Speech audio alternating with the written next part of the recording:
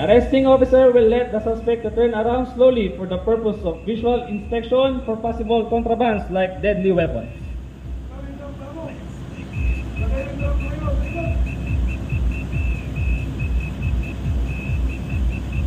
The arresting officer is now applying the tactical handcuffing and searching for the deadly weapons, the contrabands, and the recitation of his Miranda rights.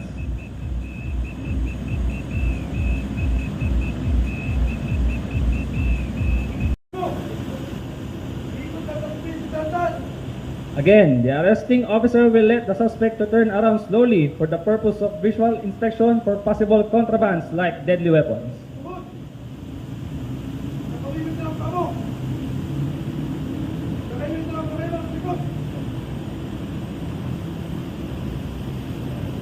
The arresting officer is now applying the tactical handcuffing and searching for deadly weapons or contrabands and the recitation of his Miranda rights, and bring the suspect to the nearest police station.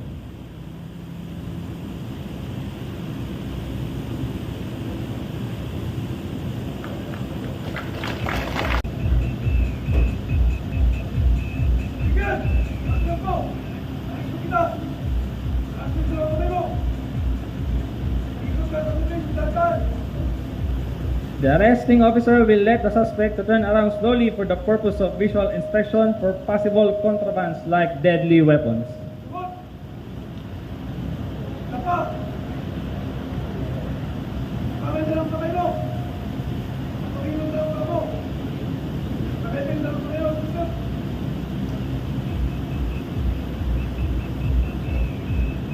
The arresting officer is now applying the tactical handcuffing and searching for the deadly weapons or contrabands and the recitation of his Miranda rights, and bring the suspect to the nearest police station.